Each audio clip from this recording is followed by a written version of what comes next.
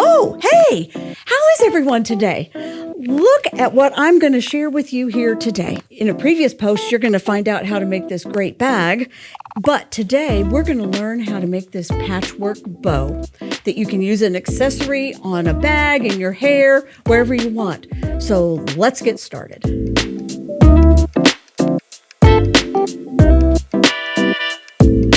All right, we are super excited to get started here. Be sure, if you haven't already done it, go to the Ruby Star blog and download the tutorial on how to make this bow. We've also got it linked in the notes below, so be sure and get that downloaded and printed out so you can get started with this. For one bow, you're going to need one fat quarter and one mini charm pack.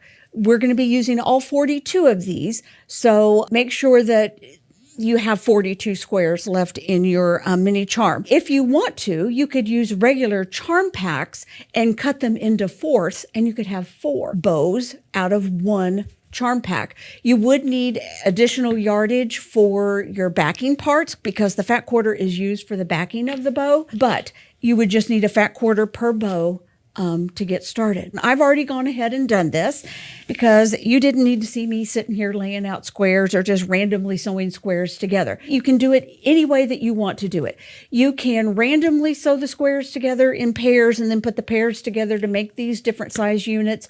Or if you're like me, I went through and I pre-laid everything out so I knew where all of my colors and where all of my designs were. We're making 4 different sections here to the bow.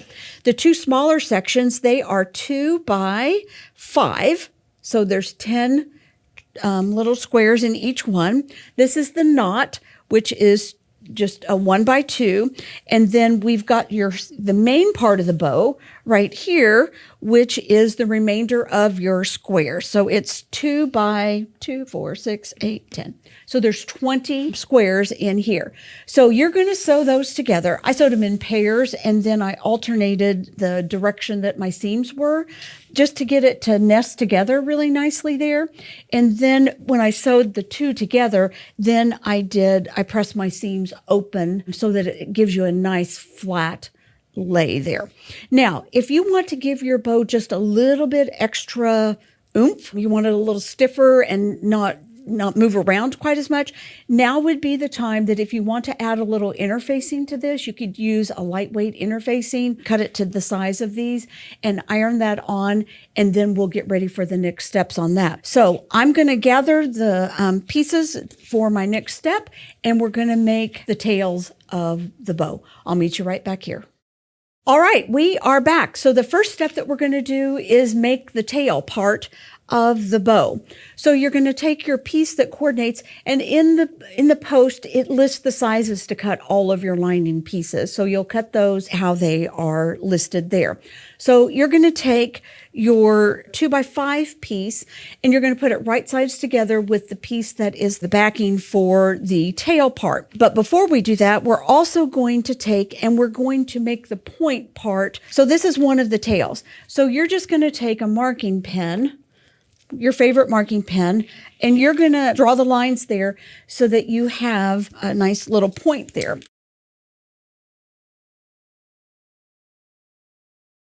You're just going to take your scissors. And what I did was I used that center point where those squares met from the corner, each one of the bottom corners.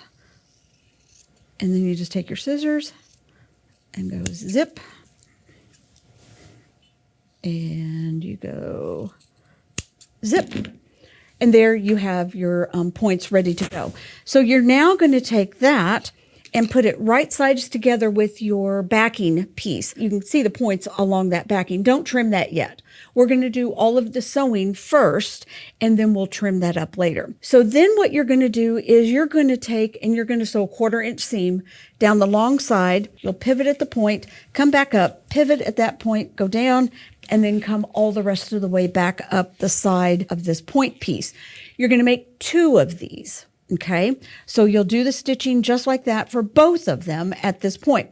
Let me give you a little tip here too, because these are really pointy and you're going to be turning these, and to get a sharper point on this, I double stitch just at these pointed parts. So I double stitch about 1 inch up, I stitch down to the point and then up.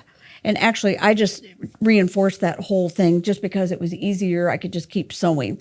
So I started here, second row of stitching down and up, and then I stopped at that point. That just gives you a little insurance when you're turning your points so that you don't poke through and then you start crying at the end. Okay, so then once you do that, then you go ahead and you trim out that excess here, like that. So now it looks just like what you want it to do.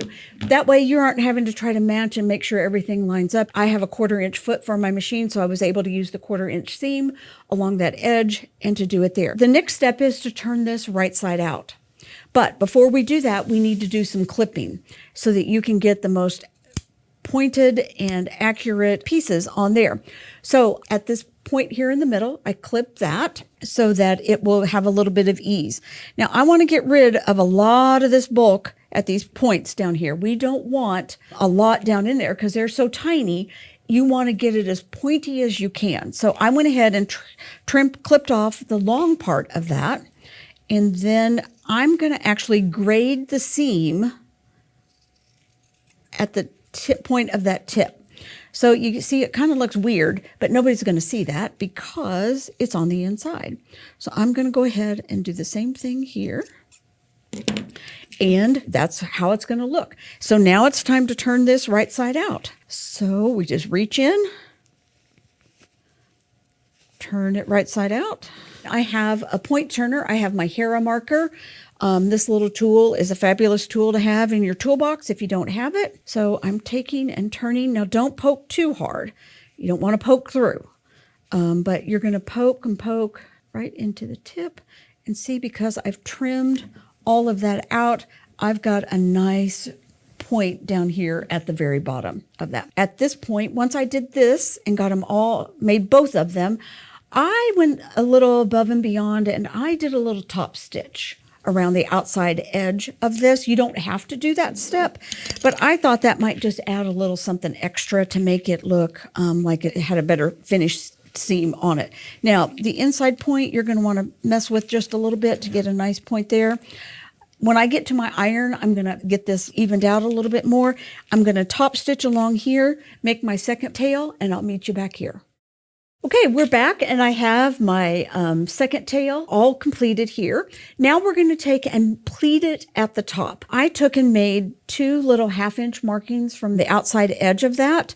And I'm going to take the middle of the bow and kind of pull it over to that 1/2-inch mark. And so it looks kind of like that. I'm going to take and pin that like here. And I'm going to do the same thing to the other side so that then I've got a nice little pleat here at the top of this tail. So you can see I've already got this one done and sewn together. You want to stitch this down so that it stays in place so that when we go to insert this into the main part of our bow, then it is all held in place and we're not having to worry about it coming apart or coming undone or clips or pins in all of these different places. Let's go ahead and I'm going to show you the main part of the bow. And I've already done quite a bit of the pieces. So this was the 2x10-inch piece. You put it right sides together with your lining part of it, and you sew down the length of both sides, except on one side. We have to leave an opening for your bow tails to be able to go in there, and I'm going to show you where that is. So if you have a preference on where you want your fabric placement for the bow, you want to be sure to choose the bottom side that you want to do. So I made a mark 1/2 inch from the edge, and another mark 2.5 inches away from that point on both ends. So I've got an opening at this end, and I have an opening at this end. So when you sew that bottom seam, you're going to stitch for about 1/2 inch, and I would back stitch at the beginning and at the end of that. And then you'll start here, sew down, back stitch, leave an opening, and then back stitch that last 1/2 inch right there. The next step is attaching our tails. I'm going to go finish that other tail that I hadn't finished yet, and then I'm going to show you how to insert and how to finish this bow out. I have got my bow tail finished. And I've got, that is all completed and ready to go. We're almost at the home stretch, friends. You notice that I have the main part of my bow with the lining side facing up. You're like, but that seems really weird. I promise you it's going to work out here in the end. So we're going to take our openings that we had left here. You're going to take and you're going to stick that tail up into that opening. And I stuck it up in there about 1/2 inch. The lining side is up and your bow prints are up also. Okay. I know this looks really weird, but in the end, it's going to work out fabulous. So now you're going to go to your machine, and I would take and I would pin those in place. Before I get to my machine, you can pin. I'm going to pin from this side like this. So pin them in place like that. Now you're going to go to your machine. You're going to stitch along this bottom edge. And that's why I top stitch the tail parts, because you're going to stitch here and then I'm going to top stitch along that top edge. So everything is top stitched and it all looks very cohesive. I'm going to go stitch along this bottom edge and I'll meet you back here to put the center piece together. We are back, and look, we've almost got a bow. And see, it all works out with the way that you place those little tails down into that bottom. So the next step you're going to do is you are going to take the 2 short edges of that main bow piece. You're going to put them with the lining sides together like this, okay? It's all going to fit right there. And then you're going to sew that with a 1/4 inch seam right there at that point, okay? Press that seam open, okay? I'm just going to finger press it. I forgot to hit it with the iron, or you can press it to one side. It doesn't matter. It's going to be bulky in here, but it's going to be hidden. Oh, it's raw edges right there. It's really okay because it's going to be hidden. Because we've also now made, while I was gone, I made the center bow part of the bag. Okay, so you're going to take your little 1x2. You're going to put it right sides together with your backing part.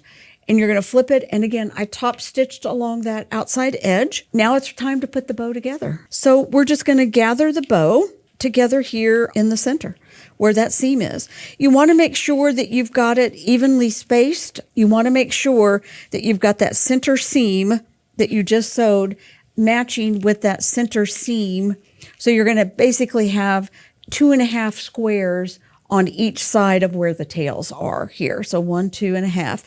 There, like that. So you're just going to simply gather these up, there's no right or wrong way to do this.